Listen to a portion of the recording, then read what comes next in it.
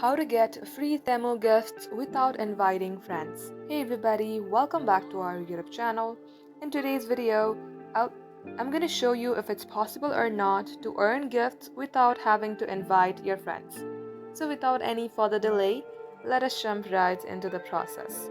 Start by opening up your Temu application and get logged into your Temu account. Now at this page, tap on the Use section on your bottom, then tap on Earn Credits and Free Gifts. As you do so, you will see a lot of free gifts. Tap on Click to reveal. Now once you collect all your gifts, it will still ask you to invite your friends to get energy or to receive the gift. You can read this instruction below that says invite friends to accept invitation via your hat trick link code and earn energy.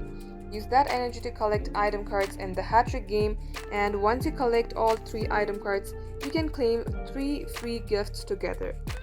So as of today, there is no other way you could earn free gifts rather than inviting your friends. That wraps up today's tutorial. Thank you for watching the video till the very end. In case it had helped you in any ways, then make sure to like and subscribe. We will get back to you soon.